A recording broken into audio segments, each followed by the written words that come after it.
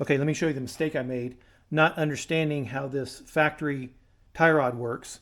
But when you look at the factory tie rod, it's got two ends, right? And they both have threads on them. There's threads there, right there, and there's threads over here. Problem is, you can get this one off with the sleeve, but you can't get this one off because of those crimps right there. So that is crimped on. I don't know, maybe you can, but people are saying they try to get them off on what I've read, and they're not coming off. So I'll try to get it off, of course, because I ordered two ends thinking that's what I needed. So I ordered a left side and a right side. Well, you have to order the whole thing from the joint all the way over to here, to that bracket, and that's what you ordered here. Okay, this is pretty substantial.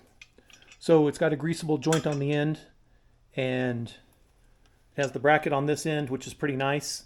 I should be able to sleeve my new sleeve in. Let's just see if the new sleeve fits. And here's the sleeve right here. And I got one with a nut instead of the knurled version, like the factory version's knurled right there. And so, you know, you have to use kind of a pipe wrench or something on it, which is not a big deal. And it looks like it threads in backwards. There it goes. Now this side is my driver's side. Let's get this out. Now this is from Detroit Axle. I don't know about that brand. I've never used it before, but they had a lot of parts and it was a good price, and we'll try it out. This one's not hard to change. It's not nearly as hard as the other one. So let's just make sure this threads in here, and this threads the opposite way. This threads clockwise like you would expect it to. And so that's going to thread up well. Okay, good. Okay, so we also have the Barnes drag link. Well, this will be a separate video, but I like the Barnes products. Of course, in one of my videos, if you watch my channel, check my playlist if you're interested in any of this, because we got a lot of build videos or modification videos. And one of them was we used a Barnes kit for sleeving the axle to reinforce it and to gusset it. So that worked really well. So I'm excited about this drag link, but that'll be a separate video. And you can also see on this new one that there's crimps here as well that go all the way around that keep this one tight. But this is why you can find a driver's side short leg, but it's hard to find a passenger side short leg because of this factory replacement right here. Now, if you have an aftermarket tie rod, you can still find, you know, the kit with both sides of the short legs, but most of the time you're finding this whole piece. And this is a couple $100 at O'Reilly and a couple $100 at AutoZone, just for kind of their regular house brand. So this is definitely an upgrade. At least these ends are greasable. Those ones weren't greasable, so hopefully these will last longer. Now, obviously, you can reuse your existing sleeve. You don't have to get a new one. I just thought I'd get a new one because I like the bolt style a little better. Okay, first things first, we got to get these ends loose, and we can go ahead and loosen them, but we're not going to take them all the way off until we take the shock bolt off right here. So there's three nuts we have to take off, actually. First, we're going to see if we can get lucky and just spin this one off. 21 millimeter. I doubt we're going to get lucky. Well, we did. Okay, and if this spins, you can get a 21 millimeter wrench and a 7 millimeter hex socket. Put it on the top there. Hold that still, break it loose, get it off. Takes a little time, but we got lucky on that one. We're gonna see if we can get it to drop off here. Now, I really don't care about this one. I'm replacing it, so it's okay if I mingle the threads. We can thread this on a little bit further though. Okay, there's our handy dandy tool creeper.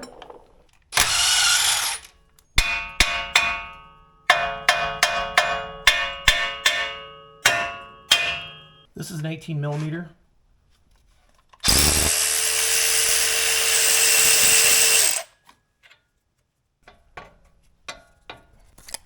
Okay. Now, obviously, we're going to set the toe in. You know, we're going to put the toe in plates on here and here. I've got a video on my channel about that if you're interested in that. But we'll go ahead and get the toe in set after we get this new one on. But to get it close, what we can do is go ahead and kind of square this up, put a little something flat right there, something flat over here, and then go ahead and get it dialed in where it'll get us pretty close to where we need to be. All right, and this new tie rod came with the new castle nut, of course, cotter pin, and a grease Zerk. This tie rod in from Detroit Axle came with the grease Zerk, a cotter pin, and a castle nut for the top. Now this feels pretty dry. I mean, when you move it, it feels kind of grindy. So we're going to make sure to get this packed full of grease. Now we'll use the Harbor Freight grease gun here.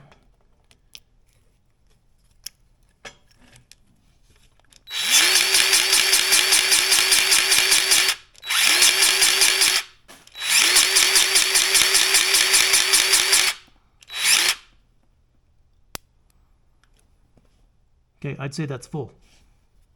Oh yeah.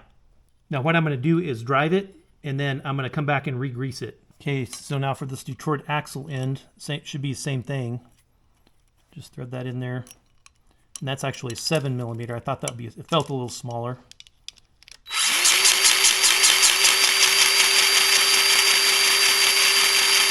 Uh-oh.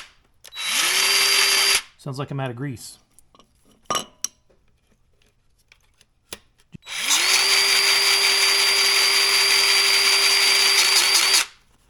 Okay, that did it.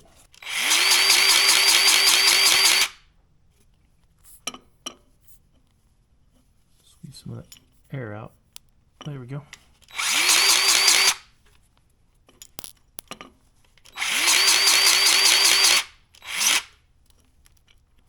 Very good. We got some antices here. Just put some on the threads. And this goes in reverse thread, so it's backwards. Antices on this. And this will thread in the normal direction.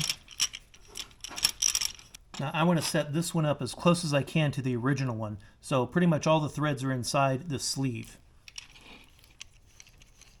Okay, and this is the up position, right? So that's going to go up through the knuckle. And so I want this part up as well, so that this bolt is horizontal going across the top so it doesn't hang down below and catch on anything. Okay, pretty close.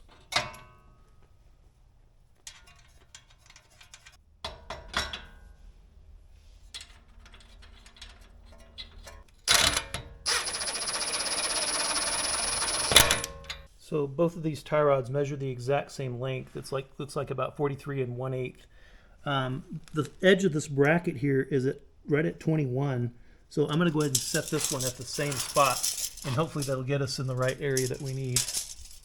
Right now it's at 20, so we'll go ahead and get that over to 21. Okay, we'll just put a little mark there at 21.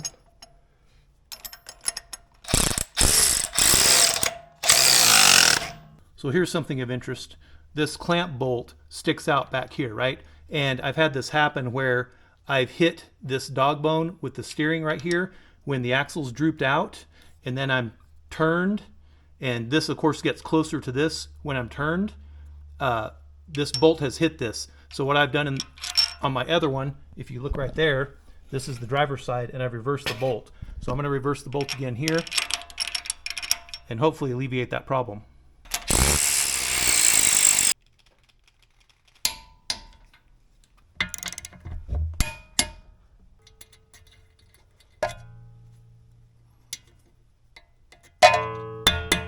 Okay, and as far as torque specs go, tie rod ends, I'm putting them at 55. Now another source I saw said 63, so be sure to check your manual on all these. Don't use my numbers for exact numbers, just use them for comparison. I'm showing 50 and 50 for the ends for the sway shock. I don't show a torque spec for this bolt right here for the bracket, but I put that at 50, and this is at 45 for this clamp. I'm leaving this clamp loose right now though, because we still have to set the toe in. Okay, so we got it leveled there, and all the tape measures hooked in the same places. We have the tape measures coming through the same places over here. This one's leveled as well, and all the nuts are spaced correctly and same amount of pressure on them. So basically, you know, looking at this, I'm close, but I'm still pretty far off. So there's the 66 mark, and I can measure this anywhere here, but it kind of bows up right here, so I don't like to use this edge right here necessarily. So we use kind of this edge right here. And so just looking straight down on that, that's 66 and just over a half, like 9/16. So let's look at here.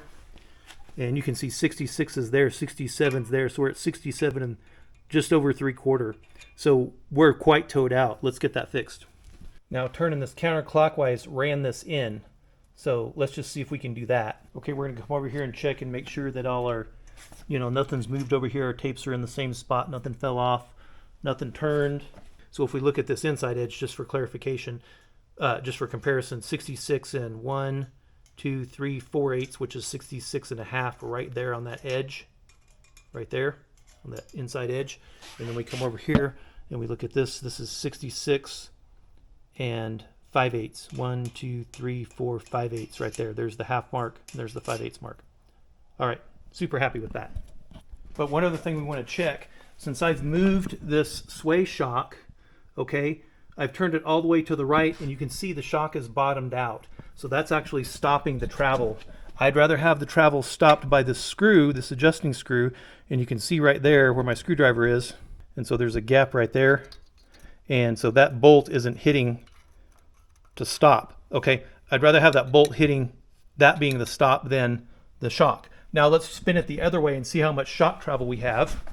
Okay, so that's full right. Now we're going to come back to middle. And that's about middle right there. And so we should be able to get a little bit more. Okay, that went further that direction to the left. Feels like the wheel turned further. And it's still not hitting on the bolt right here. The bolt, there's still a gap there, but it did stop. And the shock has probably reached its travel. Let's take this lock nut off right here, pull this bolt out, unscrew it a little bit until it hits that, and then just put maybe another half a turn on it once it hits, and then we'll tighten this back down right here, and this will be the stop then.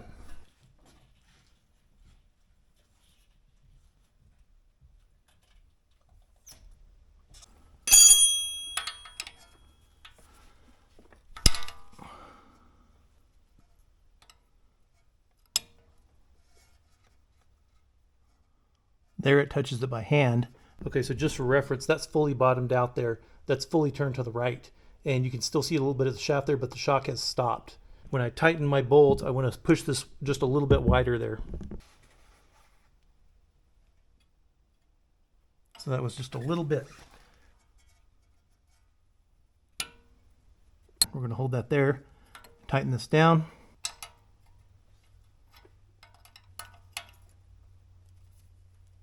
Now, because I'm not a mechanic and I don't do this every day, I'm going to go over everything and just look at everything, the bolts that don't have these on, because I know I torqued these before I put these on. So I'm going to go over all these other bolts, put a wrench on them, and just make sure they're not loose. And everything that I took apart, I'm going to double check. Okay? And probably triple check.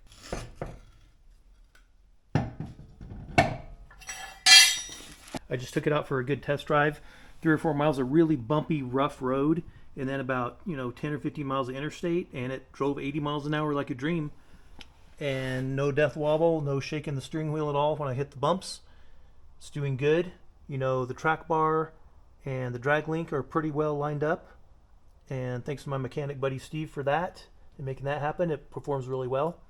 So again, I'll drive it for a couple days. Then I'm going to pop all of these cotter pins and then just recheck the torque. I'll loosen the nuts and then retorque them just to make sure they're seated well. And then I'll probably check the toe in again, next time I rotate the tires. I'll just put the things on. It just takes a few minutes. Put the measuring tapes on and make sure it's still in spec and that nothing's loosened up or hasn't changed. Because it's easy to do now that I have the tool. So pretty sweet. Look, I put my shock on upside down. Well, that's really great. Okay. Fortunately, nobody looks down there, I don't think. Alright, well, I hope this video helped you guys. Be sure to check out my playlist, my Jeep playlist, where I've done a lot of modifications from, tons of modifications. Just check it out, including deleting that electronic thing. And I'm really happy with that because I can just manually engage it or disengage it, and it always works. Okay, catch you next time. Thanks for dropping by.